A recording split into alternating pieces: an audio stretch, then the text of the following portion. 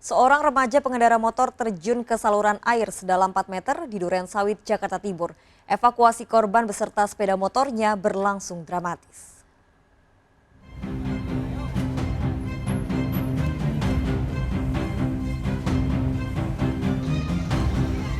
Evakuasi seorang remaja pengendara motor yang masuk ke parit sedalam 4 meter di Jalan Laut Banda Durensawit, Jakarta Timur berlangsung dramatis.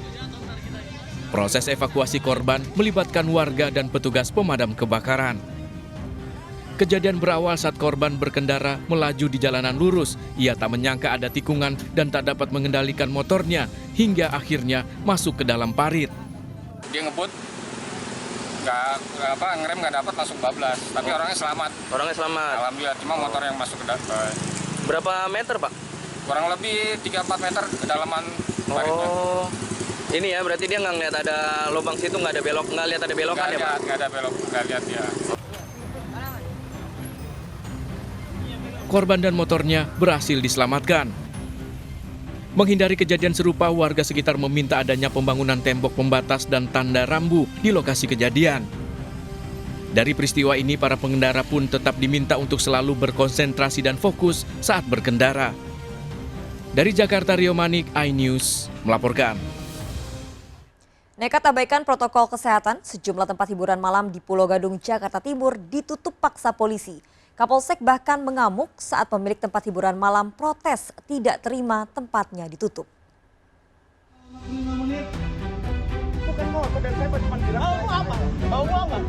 Diduga melanggar aturan protokol kesehatan, polisi merazia tempat hiburan malam di Jalan Raya Pemuda Pulau Gadung, Jakarta Timur.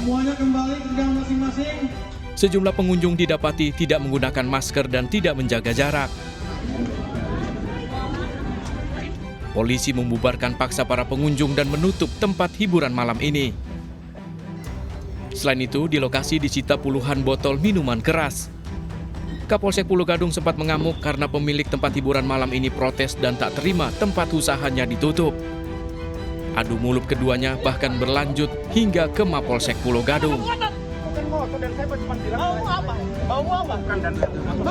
Pemilik tempat hiburan malam ini kini diperiksa polisi.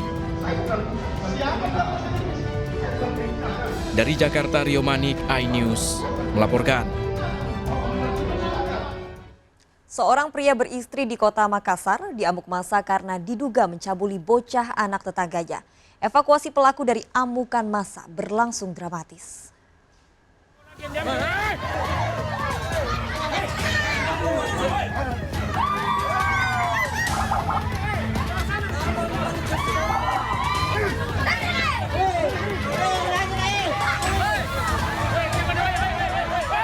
Evakuasi seorang pria beristri pelaku pencabulan seorang bocah wanita 8 tahun berlangsung dramatis. Pelaku berinisial SP ini nyaris tewas di amuk massa yang emosi setelah aksinya mencabuli seorang bocah 8 tahun tersebar. Aksi bejat pelaku terbongkar setelah korban menceritakan pencabulan yang dialaminya pada orang tua korban. Korban yang emosi mendatangi rumah pelaku hingga ratusan warga ikut menghakiminya.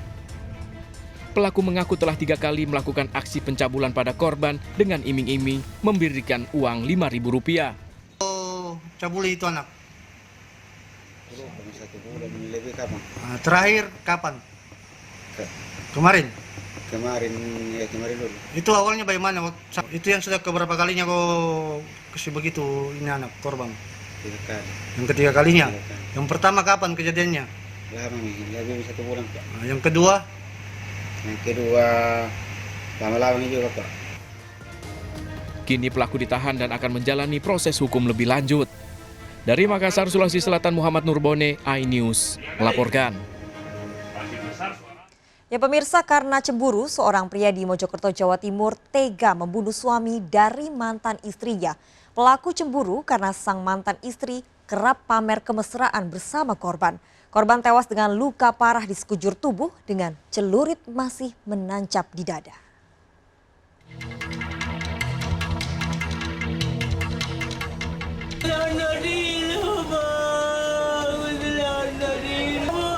Nani Haryanti menangis histeris melihat Sugeng Rianto, suami sirinya, tewas di lantai 2 warung makan milik Nani di Desa Sumberwono, Mojokerto, Jawa Timur.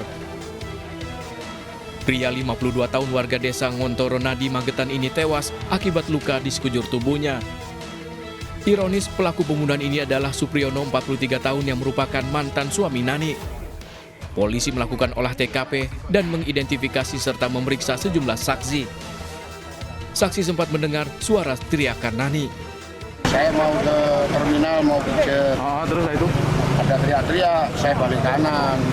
Ternyata ada kejadian. Saya pikir keributan rumah tangga, saya lepas. Ternyata di atas ada korban, habis ditusuk. Usai membunuh, pelaku yang hendak kabur berhasil ditangkap warga. Pelaku kini diperiksa intensif di Polres Mojokerto. Dugaan sementara motif pembunuhan ini karena pelaku cemburu. Dilihat dari motifnya sudah jelas, tersangka ada hubungan keluarga dengan istri dari korban, kemudian didasari dendam dan juga masalah keluarga, dan akhirnya melakukan tindak pidana pembunuhan yang terjadi pada malam hari ini. Jenazah korban dievakuasi dibawa ke Rumah Sakit Profesor Dr. Sukandar untuk diotopsi. Dari Mojokerto, Jawa Timur, Solahuddin, iNews melaporkan.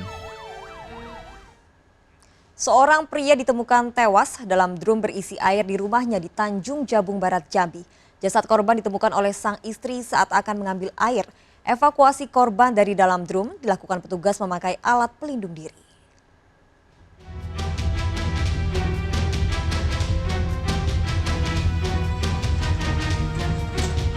Warga digemparkan dengan penemuan jasad pria dalam drum berisi air di kamar mandi di rumahnya di Jalan Bayangkara, Tanjung Jabung Barat, Jambi. Petugas sampai memakai alat pelindung diri untuk bisa mengevakuasi jasad Yudi Sardi dari dalam drum. Tak ada tanda kekerasan di jasad pria berusia 48 tahun ini. Korban ditemukan tewas oleh istrinya saat akan mengambil air di belakang rumah.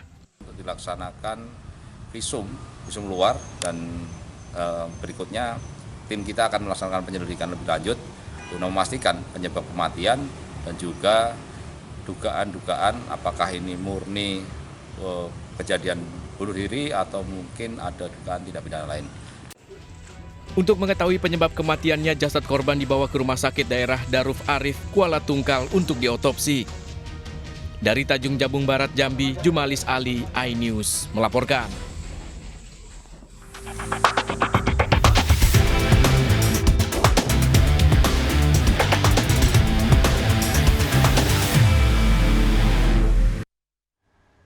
Pemirsa, karena sering menggoda kekasih orang lain, seorang pria dikeroyok 5 orang hingga tewas. Korban sering berkomunikasi dengan wanita yang digoda melalui media sosial. Namun handphone salah satu wanita yang digoda ternyata dipegang oleh pria kekasihnya hingga emosi dan menjebak korban.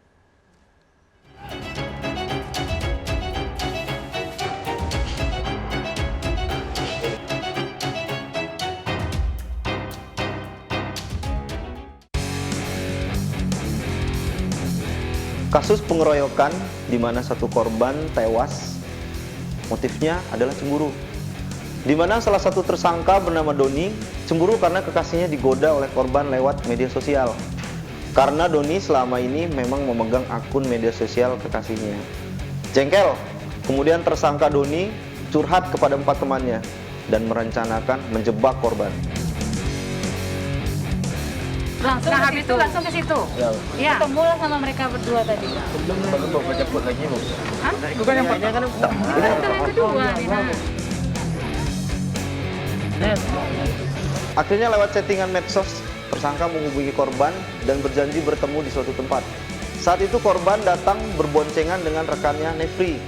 Sampai di lokasi yang dijanjikan, 5 tersangka langsung mengeroyok korban dengan menghantamkan kayu hingga korban jatuh.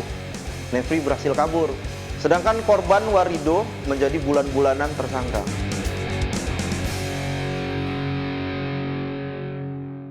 karena kan gara-gara pacar aku di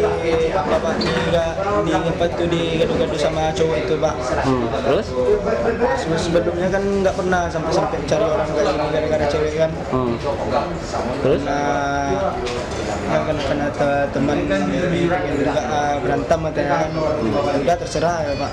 Cari aja sama-sama ya Pak. Kamu kenal sama korban? Nggak kenal Pak, sama sekali nggak kenal Pak. Terus tahunya di mana? Ya Facebooknya kan aku yang megang Pak, punya cewek. Cewekmu? Ya dia pun tahu kalau Facebooknya login di HP Pak. Terus? Udah sama-sama tahu. Jam berapa itu korban? Itu jam berapa chattingan? Sekitar jam 3 lah Pak. Ambil sama teman aku di chat melalui WA ya Pak. Pas dia melewatin posisi yang Pak, serang 4, dia sempat melewatin. Itu dia putar balik lagi. Dia putar balik lagi, langsung dipukul sama teman Pak. Dia oleng dia kan dilempar sama selintang, jatuh dia Pak. Nah, setiap dia jatuh itu mobil datang, langsung kami kabur Pak.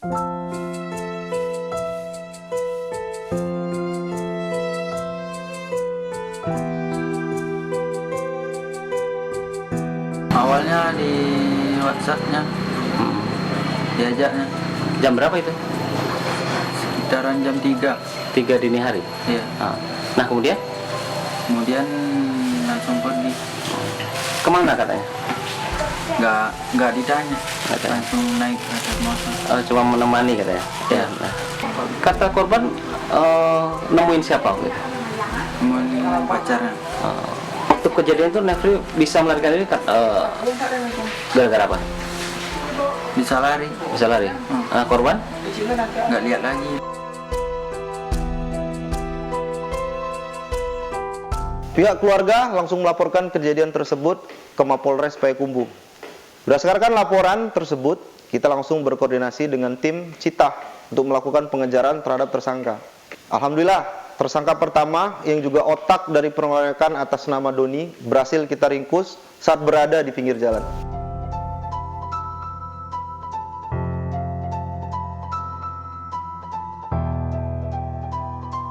Orangnya enggak ugal-ugalan, orangnya baik-baik aja, enggak pernah berkelahi, enggak pernah bikin ulah, enggak pernah. Baik-baik aja, baik, temannya semua baik. Honda juga.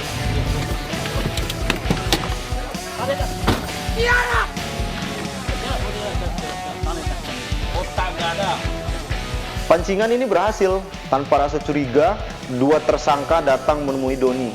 Tim yang sudah berada di sekitar lokasi langsung menyergap. Mengetahui disergap, 2 tersangka berusaha kabur, namun akhirnya menyerah setelah mendapat tembakan peringatan. Pasal yang kita kenakan untuk perkara ini 170 kita juntokan ke 353 KUHP dengan ancaman hukuman 12 tahun penjara.